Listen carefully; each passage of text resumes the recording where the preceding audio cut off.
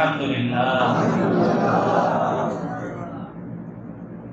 প্রত্যেক জুমায় আপনাদের সামনে আরবিতে দুইটি খুতবা দেওয়া হয়। প্রথম খুতবার বিষয়ে খতিব সাহেবদেরকে দিক নির্দেশনা দেওয়া আছে শরীয়তের মধ্যে। খতিব সাহেব যেন প্রথম খুতবায় মানুষের দিক নির্দেশনামূলক অথবা যেই ধরনের খুতবায় মোটামুটি কোরআন সুন্নাহর সমস্ত কথা চলে আসে, এরকম কোন খুতবা খতিব সাহেবরা মুসল্লিদের সামনে পেশ করেন। আর দ্বিতীয় খুতবার ব্যাপারে খতিব সাহেবদেরকে আদেশ করা আছে যে খতিব সাহেবরা যেন আল্লাহ রাসূল সাল্লাল্লাহু আলাইহি ওয়াসাল্লাম, তার সাহাবায়ে কেরাম এবং তাদেরকে নিয়ে দ্বিতীয় খুতবার মধ্যে আলোচনা করে থাকেন। এজন্য আপনারা যারা বিভিন্ন মসজিদে জুমার নামাজ পড়েছেন তারা হয়তো খেয়াল করবেন যে প্রথম খুতবা অনেক সময় এক এক মসজিদে এক এক রকমের খুতবা হয়, কিন্তু দ্বিতীয় খুতবা অধিকাংশ মসজিদে একই ধরনের হয়, তাই না? কেন হয়? কারণ দ্বিতীয় খুতবার মধ্যে আদেশ।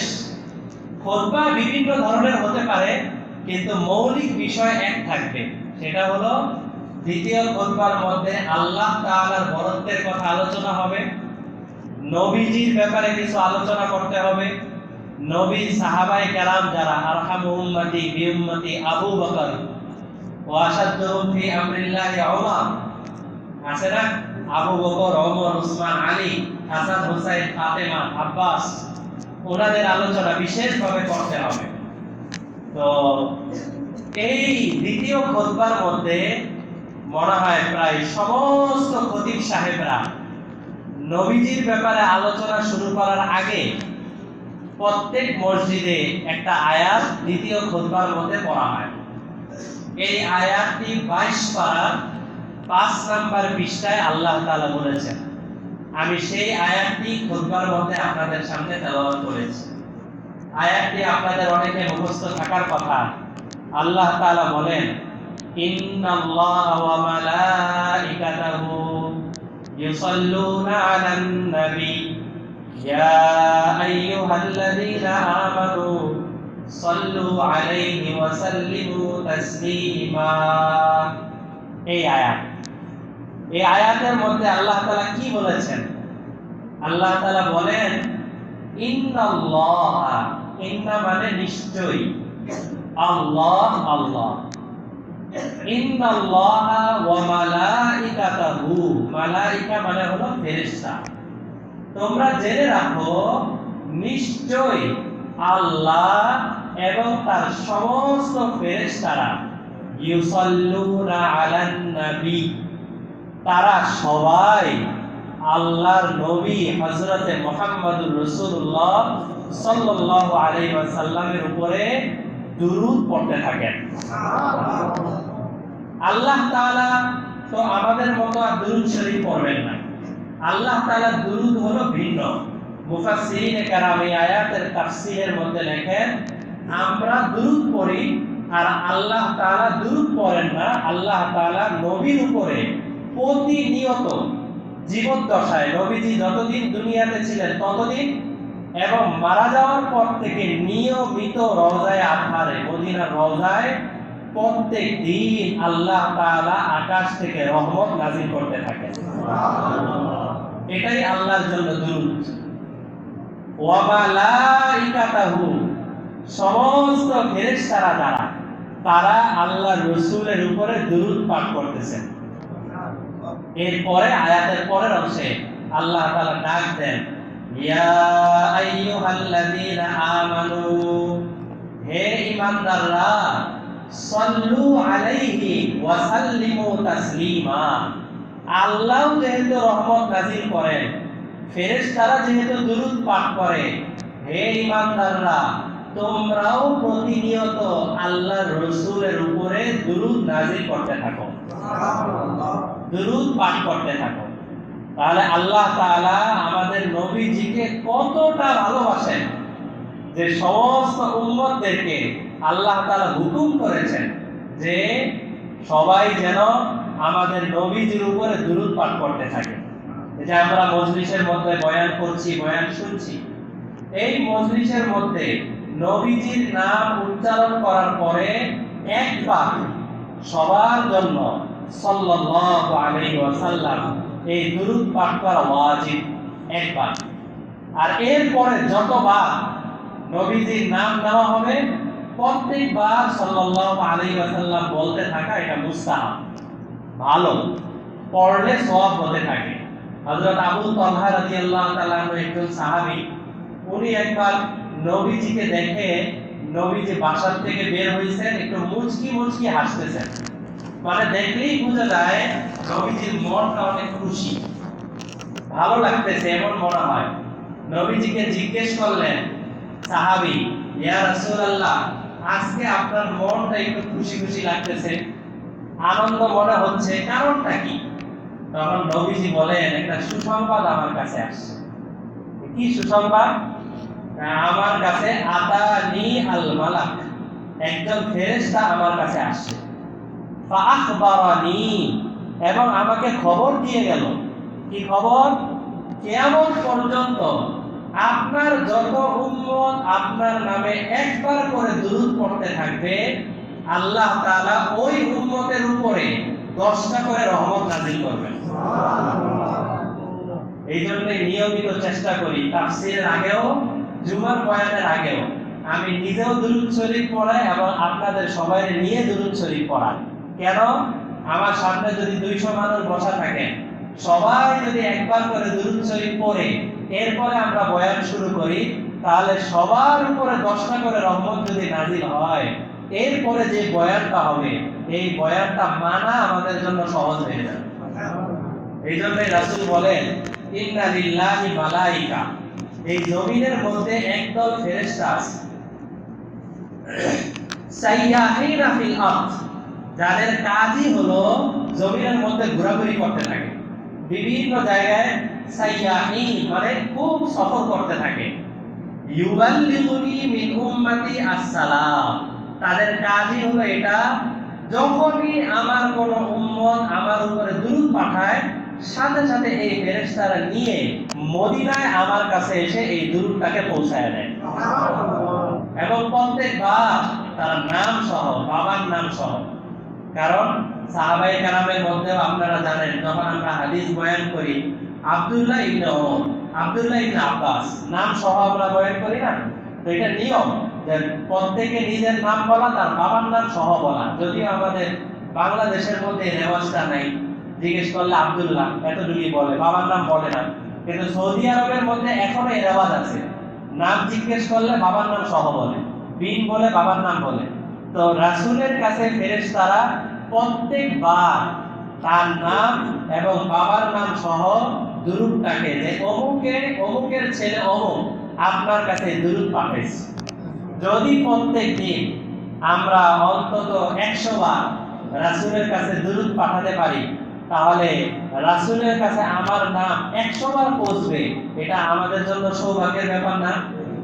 আর রহমত নাযিল হওয়া, নাসাই শরীফের মধ্যে তো আরো সুন্দর করে আছে যে শুধু 10টা রহমত নাযিল হবে এতটুকু না, ওয়াহুত্তাত আনহু আশরু খাতিয়া, এবং 10টা রহমত নাযিল হবে, 10টা সগীরা গুনাহ মাফ হবে, জান্নাতে তার স্তর যতটুকু স্তর ছিল, এই দুরূদের উসিলায় আল্লাহ 10টা স্তর আরো উঁচায় দান করবে।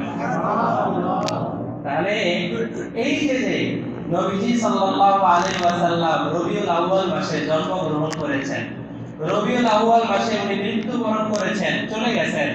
তা আমরা নবীজির উপরে এই রবিউল আউয়াল মাসে বিশেষ করে এবং সারা বছর একটা বড় দায়িত্ব হলো সকাল সন্ধ্যা যত বেশি পারা যায় নবীজির উপরে বেশি বেশি দুরূদ পাঠানোর চেষ্টা করা। এই আমলটা আমাদের জন্য অনেক দরকার। কারণ একজন মানুষকে ভালোবাসা, মহব্বত করা যতটুকু দিক হইতে পারে, কেউ মহব্বত করে কাউকে সৌন্দর্যের কারণে, কেউ কাউকে মহব্বত করে তার জ্ঞানের কারণে, কেউ কাউকে মহব্বত করে তার ইহসানের কারণে, অনুগ্রহের কারণে। একজন আরেকজনকে মহব্বত করার যত কারণ হতে পারে, এই সমস্ত কারণ নবীজির মধ্যে ছিল। আমাদের মধ্যেও আমরা যে নবীজিকে ভালোবাসবো, কোন দিক থেকে ভালোবাসতে চান? যদি নবীজির সৌন্দর্যের দিকে তাকান, তাহলে নবীজির মতো এত সুন্দর মানুষ আর পৃথিবীতে ছিল না। আর পৃথিবীতে এমন ছিল না। হযরত ইউসুফ আলাইহিস সালাম অনেক সুন্দর ছিলেন, কিন্তু রাসূল বলেন যে ইউসুফ আমার ভাই, সেই ভাইকে আল্লাহ তাআলা সৌন্দর্য দান করেছেন, যেই সৌন্দর্য মানুষ দেখতে পাইতো। আর আমাকে আল্লাহ তাআলা যে সৌন্দর্য দান করেছেন, এই সৌন্দর্যের মধ্যে আল্লাহ তাআলা তার একটা হিজাব, হিজাব মানে পর্দা, একটা পর্দা ফেলে দিয়েছেন, যে হিজাবের কারণে এই সৌন্দর্য তোমাদের সামনে স্পষ্ট না। কাল কিয়ামতের ময়দানে আল্লাহ তাআলা রাসূলের সৌন্দর্য পুরো সমগ্র দুনিয়াবাসীর সামনে স্পষ্ট করে দিবেন। সুবহানাল্লাহ। এত সৌন্দর্য। আর এর পরেও যতটুকু সৌন্দর্য ছিল আমাদের নবীজি, আগেও আপনাদেরকে শুনিয়েছি, সাহাবী নবীজির দিকে তাকায়, পূর্ণিমার চাঁদের দিকে তাকায়, আবার নবীজির দিকে তাকায়, পূর্ণিমার চাঁদের দিকে তাকায়। লাস্টে তিরমিজি শরীফের শেষের দিকে, তিরমিজি শরীফ কিতাবের শেষের যে কয়েক পৃষ্ঠা, ওই পৃষ্ঠার মধ্যে হাদিস আছে। তো ওই সাহাবী লাস্টে বলে, লাস্টে আমি এই সিদ্ধান্ত পৌঁছায় গেলাম যে আল্লাহ রসুলের চেহারাটা পূর্ণিমার চাঁদের চাইতে অনেক সুন্দর। রসুল যখন আয়নার দিকে তাকাতেন, যতবার আমাদের নবীজি বাসার মধ্যে বিভিন্ন সাজসজ্জা করার জন্য রাসূল আয়নার দিকে তাকাইতেন, যতবার নবীজি আয়নার দিকে তাকাতেন, আয়নার দিকে তাকানোর পরে নবীজি নিজের চেহারাটা আয়নার মধ্যে তাকিয়ে এরপরে বলতেন একটি কথা। নবীজির স্ত্রীরা সেটা বলেছেন। কি বলতেন? যতবার তাকাতেন আয়নাটা ধরতেন আর নবীজি বলতেন, আল্লাহুম্মা কামা হাসানতা খালকি ফাহাসসিন খুলুকি। হে আল্লাহ, আমার চেহারাটা আপনি যেমন সুন্দর করে বানাইছেন, আমার ভিতরের আখলাকটাকেও আপনি এত সুন্দর করে বানায় দেন। আমাদের নবীজির আখলাকটা এমনি সুন্দর ছিল, তাই না? তো তারপরেও প্রতিবার আয়না দেখার সময় নবীজি বলতেন, আমার চেহারাটাকে আপনি যত সুন্দর করে বানাইছেন, আমার ভিতরটা, আমার আচার আচরণ, আমার আখলাক, এটাকেও আপনি অনেক সুন্দর করে বানিয়ে দেন। কারণ হলো মানুষের চেহারা অনেক সুন্দর হইল, কিন্তু ভিতরটা ভালো না, ভিতরটা পরিষ্কার না, তাহলে এই সুন্দর চেহারার দ্বারাও বহু মানুষ কষ্ট পেতে থাকে, বহু মানুষ তাদের দ্বারা আচার আচরণে কষ্ট পায়। এই সুন্দর চেহারার কোনো দাম আছে? রাসূল তো আল্লাহর কাছে হাত তুলে এই কথাটাও বলতেন, আল্লাহুম্মা জাআল সারিরাতি খায়রাম মিন আলানিয়াতি ওয়াজআল আলানিয়াতি সালিহা। কারণ নবীজি তো তাহাজ্জুদ পড়ে লম্বা সময় দোয়া করতেন, আর হযরত আয়েশা চুপচাপ এই দোয়াগুলো শুনতেন যে নবীজি কি কি আল্লাহর কাছে চায়। পরে হযরত আয়েশা এই হাদিসগুলো বয়ান করতেন। তো দেখা যেত নবীজি এই দোয়াটা পড়তেন, হে আল্লাহ, ইজআল সারিরাতি খায়রাম মিন আলানিয়াতি। আমার উপরে আপনি যতটুকু সৌন্দর্য দান করেছেন, আমার ভিতরটাকে এর চেয়েও বেশি সুন্দর বানায় দেন। ওয়াজআল আলানিয়াতি সালিহা, এবং আমার উপরটাকেও আরো বেশি নেককার বানায় দেন। তো উপরে এবং ভিতরে, বাহ্যিক এবং আভ্যন্তরীণ সমস্ত দিক দিয়ে আমাদের নবীজি আল্লাহর কাছে এই জিনিস কামনা করতেন যেন তিনি কামেল হয়ে যান, তিনি মুকাম্মাল হয়ে যান। এই জন্য প্রিয় মুসল্লিয়ানে কেরাম, আমাদের এই জিনিসটা খেয়াল রাখা দরকার যে আমাদের পুরা ইসলামের মূল জিনিসটা হলো বিশ্বাস আর মহব্বত। আল্লাহ তাআলার প্রতি বিশ্বাস, আল্লাহ তাআলার প্রতি মহব্বত, রাসূলের প্রতি বিশ্বাস এবং রাসূলের প্রতি মহব্বত। যদি ইসলামের বাইরে নিয়েও আমরা চিন্তা করি, দুনিয়াবি বিবেচনাও যদি চিন্তা করি, যারা আজকাল রিকশা চালাচ্ছে, যারা আজকাল গাড়ি চালাচ্ছেন, তাদের সবার মনে এই আশাটা থাকে যে আমি যদি এখান থেকে একজন প্যাসেঞ্জারকে গুলিস্তান নিয়ে যাই, যাওয়ার পরে আমি 500 টাকা পাবো। এই বিশ্বাস আছে বলেই তো সে তাকে নিয়ে যায়। যদি কোনো ড্রাইভার জানা থাকে স্পষ্টভাবে যে একে যদি নিয়ে যায় তাহলে সে আমাদের ভাড়া দিবে না। অনেক মানুষ থাকে এরকম পাওয়ার খাটায়, কিসের ভাড়া? আমরা এরকম ক্ষমতাওয়ালা না, ভাড়া দেয় না, না করে। মাঝে মধ্যে দেখি রিক্সাওয়ালাদের পুলিশ উঠছে, রিক্সাওয়ালা আগেই দৌড় দিতে যে না পুলিশের নিব না, কেন? পুলিশ নামার পরে অনেক সময় ভাড়া দেয় না। তাই কিসের ভাড়া? দায়িত্বে আসছি না, এমন কথাবার্তা বলে। তো যদি স্পষ্টভাবে কারো জানা থাকে যে আমাকে ভাড়া দিবে না, তাহলে তাকে ইচ্ছা করে নিবে না। কারণ কি? বিশ্বাস যে আমি টাকা পাবো, আমি এখান থেকে কামাই করতে পারবো, এই বিশ্বাসের উপরে সব রিজিক চলে আসে। আবার অনেক মানুষের পিছনে আমি আপনি টাকা পয়সা খরচ করি, বিশ্বাস তো আছেই, বাড়তি হলো মহাব্বত। আমাদের স্ত্রী, সন্তান, সন্ততি, মা বাবা, আত্মীয় স্বজনের পিছনে যে আমরা টাকা পয়সা খরচ করি, তাদের পিছনে সময় দেই, তাদের জন্য সকালবেলা বের হই, সন্ধ্যাবেলা ফিরি, মাঝখানে খাবার দাবার ঠিক হইল কি হইল না, কতটুকু খেলাম কি খেলাম না, সেদিকেও খেয়াল করি না, মূলত তাদের প্রতি মহব্বতের কারণে। কিন্তু আল্লাহ তাআলা কোরআন মাজিদের মধ্যে বলেন, কুল, হে নবী, আপনি আপনার উম্মতদেরকে জানিয়ে দেন, ইন কানা আবাউকুম, যতদিন পর্যন্ত তোমাদের বাবা, খেয়াল করেন, আবাউকুম মানে বাবা, ওয়া আবনাউকুম তোমাদের সন্তান, ওয়া আজওয়াজুকুম তোমাদের বিবিরা, ওয়া আশীরাতুকুম তোমাদের প্রতিবেশীরা, ওয়া আমওয়ালুন ইকতারাফতুমুহা এবং যে সমস্ত মাল তোমরা কামাই করতেছো ওই সমস্ত মাল, ওয়া তিজারা, তিজারা মানে হলো ব্যবসা, এবং যেই ব্যবসা তাখশাউনা কাসাদাহা যেটা ভয় হয় যে কোনো সময় নষ্ট হয়ে যেতে পারে। এই যে মা বাবা, সন্তান সন্ততি, মাল, ব্যবসা বাণিজ্য, যতদিন পর্যন্ত আহাব্বা ইলাইকুম মিনাল্লাহি ওয়া রাসূলি, আল্লাহ এবং তার রাসূল এই সব কিছুর চাইতে তোমাদের বেশি মহব্বতের না হবে, ততদিন তোমরা ভয় পাও যে কোনো সময় কিন্তু আল্লাহর আযাব চলে আসতে পারে। কত মারাত্মক কথা না? আল্লাহ এবং তার রাসূল অন্য সবার চাইতে সবচেয়ে বেশি মহব্বতের হইতে হবে। তাহলেই হবে, যদি মহব্বত হয়ে যায়, অন্তরের ভিতরে ভালোবাসা হয়ে যায়, তাহলে ভালোবাসার মানুষের জন্য কোনো কাজ করতে কঠিন হয় না। ভালোবাসার মানুষের জন্য যত কঠিন বিষয় হোক সহজেও এই কাজ করে ফেলতে পারে। আজকে যে আমরা এত কষ্ট করি, এই যে সকালবেলা বের হই, সন্ধ্যাবেলা ফিরি, মাঝখানে কোনো আরামও করতে পারি না, কোনো দিকে যেতেও পারি না, সব কষ্ট করতেছি কেন? কিছু মহব্বতের মানুষ আছে, পরিবার আছে, তাদের জন্য কষ্ট, মহব্বতটাই আমার কষ্টটাকে সহজ করে দেয়। রিকশাওয়ালা, তিনি ঘাম ঝরাইতে ঝরাইতে দূরে যাচ্ছেন, কষ্টটা তার জন্য সহজ হয়ে যাচ্ছে কেন? এত দূরে যাওয়ার পরে 50 টাকা পাবেন, এই জন্য। তো যখন কোনো জিনিসের প্রতি মহব্বত আসে, তখন ওই জিনিসের প্রতি কষ্ট করাটা সহজ হয়ে যায়। আল্লাহ রাসূল সাল্লাল্লাহু আলাইহি ওয়াসাল্লামের যারা সাহাবায়ে কেরাম ছিলেন, যারা তার হাওয়ারিয়িন ছিলেন, এবং পরবর্তীতে যত নেককার উম্মতরা ছিলেন, তাদের সবার জীবনের দিকে যদি তাকানো হয়, সবার জীবনের দিকে খেয়াল করা হয়, দেখা যাবে সবার মধ্যে আল্লাহ এবং তার রাসূল দুজনের মহব্বত সবচেয়ে বেশি ছিল। উহুদ যুদ্ধের সেই ঘটনা আপনাদের জানা থাকার কথা। এক মহিলা, ওই সময় তো পর্দার বিধান নাজিল হয় নাই, কারণ পর্দার বিধান নাজিল হয়েছে 6 হিজরিতে, 6 হিজরিতে, আর উহুদ যুদ্ধের ঘটনা ঘটছে হলো 3 হিজরিতে। একজন মহিলা উহুদ যুদ্ধ থেকে সাহাবায়ে কেরাম ফিরতেছেন, মদিনার মধ্যে এই সংবাদ পৌঁছে গেছে যে উহুদ যুদ্ধে মুসলমানরা প্রায় 70 জন শহীদ হয়ে গেছে, 70 জনের অবস্থা খারাপ, অনেকেই আহত অবস্থায় আছেন।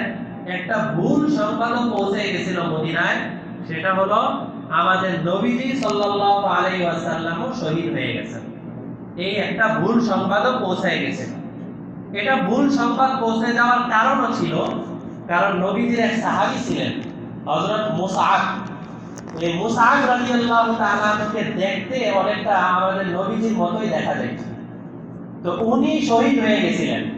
তো ওনার লাশ মোবারক যেই সাহাবী দেখছেন, উনি ওনাকে ভালো করে দেখেন নাই, লম্বা চেহারা সবকিছু দেখে উনি ভুল প্রচার করে দিয়েছিলেন যে আমি তো নবীজিকে দেখলাম যে উনি শহীদ হয়ে পড়ে আছেন। এই একটা ভুল সংবাদের কারণে এই সংবাদ পুরা কাফেলার মধ্যে ছড়িয়ে গেছে। চলতে চলতে চলতে চলতে মদিনায় চলে গেছে এই সংবাদ যে নবীজি মারা গেছেন, শহীদ হয়ে গেছেন। তো সাহাবায়ে কেরামের একটা বড় দল, তারা উহুদ যুদ্ধ শেষ করার পরে আসতেছেন। এক মহিলা, উনি দৌড়াইতেছেন, আসার পরে কাফেলার কাছে যখন মিলছে, কাফেলার লোকেরা তাকে দেখে চিনল। চেনার পরে প্রথম জন তাকে সংবাদ দিছে, কুতিলা আবুকি, এই তুমি এদিকে দৌড়াচ্ছ, কোন দিকে দৌড়াও? আমরা তো দেখলাম তোমার বাবা উহুদের ময়দানে শহীদ হয়ে গেছে। সে তখন বলল ইন্না লিল্লাহি ওয়া ইন্না ইলাইহি রাজিউন, এই কথা বলল। 2 নম্বরে প্রশ্ন করে, আমার বাবা শহীদ হয়ে গেছে ঠিক আছে, আমার নবীজির কি অবস্থা একটু বলো তো। প্রথম প্রশ্ন, উনি কিছু বলেন নাই। সে আবার দৌড়াচ্ছে, দৌড়াইতে দৌড়াইতে দ্বিতীয় ব্যক্তির সাথে দেখা। উনি বললেন কুতিলা ইবনুক, তুমি দৌড়াইতেছো, আমরা তো দেখতে পেলাম যে তোমার যে ছেলেকে তুমি উহুদে পাঠাইছিলা সেই ছেলে তো মারা গেছে, শহীদ হয়ে গেছে, আমরা দাফন করে আসলাম। উনি বললেন ইন্না লিল্লাহি ওয়া ইন্না ইলাইহি রাজিউন, আমার নবীজির কি অবস্থা? উনিও কোনো জবাব দেয় নাই। পরের জন বলতেছে কুতিলা আকুকা, তোমার ভাই মারা গেছে। আরেকজন বলল কুতিলা জাওজুকি, তোমার স্বামী মারা গেছে। 4 জন 4 সংবাদ দিয়েছেন। একজন বলে তোমার বাবা মারা গেছে, একজন বলে তোমার ছেলে মারা গেছে, একজন বলে তোমার ভাই মারা গেছে, একজন বলে তোমার স্বামী মারা গেছে। 4 জন 4 সংবাদ দিয়েছেন। দেওয়ার পরে পঞ্চম জন বলতেছেন, উনি বলতেছেন আমার নবীর কি অবস্থা সেটা আমাকে জানান। তখন ওই লোক বলতেছেন খায়রান ইয়া উম্মা ফুলান, হে অমুকের মা, ওই তার ছেলের নাম নিয়ে বলছে, হে অমুকের মা, নবীজি তো ভালো আছেন। তখন এই মহিলা এই কাফেলার সামনে দাঁড়ায় বলে আরুনিহি, আমাকে আমার নবীজিকে একটু দেখা, হাত্তা আনজুরা ইলাইহা, যতক্ষণ পর্যন্ত আমি নবীজিকে না দেখবো ততক্ষণ পর্যন্ত আমি শান্ত হতে পারবো না। কারণ নবীজি মারা গেছেন, আমি এই সংবাদ শুনছি। অনেকক্ষণ পরে দেখা গেল আমার নবীজি কপাল মোবারক রক্ত পড়তেছে, দাম দাম মোবারক শহীদ হয়ে গেছে, তার শহীদ হয়ে গেছে। এই আহত অবস্থায় আমার নবীজিকে ধরাধরি করে কিছু মানুষ নিয়ে আসতেছেন। এই অবস্থায় এই সাহাবী, মহিলা সাহাবী, তাবরানীর হাদিস, বাইহাকির হাদিস, মহিলা সাহাবী চিৎকার করে বলছেন কুল্লু মুসিবাতিন দুনাকা জালাল, হে নবী, আপনি যেহেতু জীবিত আছেন, আমার ছেলে মারা গেছে, বাবা মারা গেছে, ভাই মারা গেছে, স্বামী মারা গেছে, এগুলোর জন্য আমার কোনো কষ্ট নাই। যেহেতু আপনি জীবিত আছেন আমি খুশি হয়ে গেলাম। কুল্লু মুসিবা, যত মুসিবত আসুক না কেন, আপনার উপরে যদি কোনো মুসিবত না আসে, অন্য যত মুসিবত আসুক ওগুলো কোনো মুসিবতই না, ওগুলো আমার কাছে কিছুই না। তো আমাদেরকে এই উহুদ যুদ্ধের এই ঘটনা থেকে এটা শিক্ষার ব্যাপার যে নবীজিকে ওরকম ভালোবাসা উচিত, আল্লাহ তাআলাকে ওরকম ভালোবাসা উচিত যেই ভালোবাসা সাহাবায়ে কেরাম দেখায় গেছে, যেই ভালোবাসা আকাবির বুজুর্গানে দ্বীনরা দেখায় গেছে। যে অনেক বিরোধিতা আসছে, অনেক ধরনের সমস্যার সম্মুখীন হয়েছেন, কিন্তু নবীজির সুন্নতকে ওনারা ছাড়েন নাই। নবীজি তো এই কথা বলছেনই, তোমরা যতবার মসজিদে প্রবেশ করবা ততবার আমার উপরে দুরূদ পড়ে এরপরে মসজিদে প্রবেশ করো। এমনি তো মসজিদে প্রবেশ করার দোয়া কি? আল্লাহুম্মা আফতাহ লানা আবওয়াবা রাহমাতিক, এটা হলো দোয়া। কিন্তু নবীজি বলেন এই দোয়া পড়ার আগে আমার উপরে দুরূদ পড়ো আর আল্লাহর নাম নাও। বিসমিল্লাহি ওয়াস সালাতু ওয়াস সালামু আলা রাসূলিল্লাহ, এরপরে আল্লাহুম্মা আফতাহ লানা আবওয়াবা রাহমাতিক, অথবা আল্লাহুম্মা আফতাহ লি, লি বললে এক বচন আর লানা বললে বহু বচন। তো আল্লাহুম্মা আফতাহ লানা আবওয়াবা রাহমাতিক, হে আল্লাহ আমাদের জন্য রহমতের দরজাটা খুলে দেন। মসজিদে ঢোকার সময় এই দোয়া। আবার নবীজি বলেন যতবার মসজিদ থেকে তোমরা বের হও প্রত্যেকবার প্রথমে আল্লাহর নাম নাও, এরপরে আমার উপরে দুরূদ পড়ো, এরপরে তোমরা দোয়া পড়ো। কিভাবে? বিসমিল্লাহি ওয়াস সালাতু ওয়াস সালামু আলা রাসূলিল্লাহ, আল্লাহুম্মা ইন্নী আসআলুকা মিন ফাজলিক, হে আল্লাহ আপনার রাসূলের উপরে দুরূদ, আপনার নামে দোয়া করতেছি। ইন্নী আসআলুকা মিন ফাজলিক, এখন তো মসজিদ থেকে বের হয়ে যাচ্ছি, আপনি দয়া করে আমাদের জন্য রিজিকের দরজাকে খুলে দেন। তাহলে মসজিদে ঢোকার সময় আল্লাহ আমাদের জন্য রহমতের দরজা খুলে দেন, আর মসজিদ থেকে বের হওয়ার সময় আল্লাহ আমার জন্য রিজিকের দরজাটা খুলে দেন। আমরা সবাই একটু কষ্ট করে দুইটা দোয়া মুখস্থ করে নিতে পারবো না? নিয়মিত 5 ওয়াক্ত নামাজে আমরা ঢোকার সময় ডান পা দিয়ে প্রবেশ করি আর এই দোয়াটা করি, বিসমিল্লাহি ওয়াস সালাতু ওয়াস সালামু আলা রাসূলিল্লাহ আল্লাহুম্মা ইফতাহ লানা আবওয়াবা রাহমাতিক। আবার বের হওয়ার সময় বিসমিল্লাহি ওয়াস সালাতু ওয়াস সালামু আলা রাসূলিল্লাহ আল্লাহুম্মা ইন্নী আসআলুকা মিন ফাজলিক। কারণ মহব্বত যখন হবে তখন রাসূলের তরিকার মধ্যেই মহব্বত, রাসূলের তরিকার মধ্যেই কামিয়াবি। আর রাসূলের তরিকার বাইরে অন্য অনেক বেদাতি তরিকা আসবে, অন্য বিভিন্ন ধরনের তরিকা আসবে, ওই সমস্ত তরিকা এটা আসল তরিকা না। খুলনার ওদিকে একজন বড় আলেম ছিলেন হযরত মাওলানা আব্দুল আজিজ সাহেব রহমতুল্লাহ আলাইহি। তো আব্দুল আজিজ সাহেব রহমতুল্লাহ আলাইহি তাবলীগ জামাতের অনেক বড় মুরব্বী। পাকিস্তান যখন একসাথে ছিল, বাংলাদেশ পাকিস্তান, তখন পাকিস্তানের একজন বড় বুজুর্গ হযরত মাওলানা মুফতি শফি রহমতুল্লাহ আলাইহি, ওনাকে একদিন এই আব্দুল আজিজ সাহেব উনি স্বপ্ন দেখেন। স্বপ্ন দেখে উনি আবার ওনার ওই ওস্তাদ মুফতি শফি সাহেবকে বলছেন যে হযরত আমি স্বপ্ন দেখছি। কি স্বপ্ন দেখেন? যে ওনার ওস্তাদ ওনাকে শিখাইতেছেন স্বপ্নের মধ্যে। বলেন কি, আব্দুল আজিজ শোনো, তোমার একটা জিনিস শিখাই। কি জিনিস? এক লেখলেন, ব্ল্যাকবোর্ডের মধ্যে এক লেখছেন। এক লেখার পরে বললেন যে আব্দুল আজিজ বলো তো এটা সংখ্যা কত? এক। এরপর একটা শূন্য বাড়িয়ে দিলেন, বললেন কত হলো? 10। আবার শূন্য বাড়িয়ে দিলেন, কত হলো? 100। আবার শূন্য বাড়িয়ে দিলেন, কত হলো? 1000।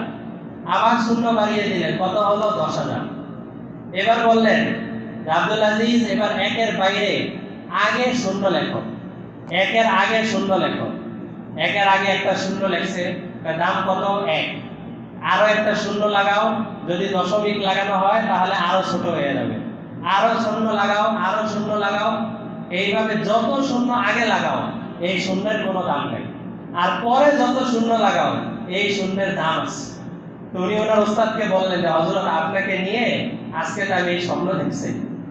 তো উনি বললেন, ওনার ওস্তাদ মুফতি শফি রহমতুল্লাহ আলাইহি, যিনি অনেক বড় তাফসীর লিখছেন, তাফসীরে মাআরিফুল কোরআন, 8 খণ্ডের তাফসীর, উনি বলেন যে দেখো স্বপ্নের ব্যাখ্যা কি তা তো আল্লাহ তাআলা ভালো জানেন, বাকি এই জায়গার মধ্যে আল্লাহ তাআলা একটা সুন্নতের উদাহরণ হিসেবে আমরা দেখতে পারি।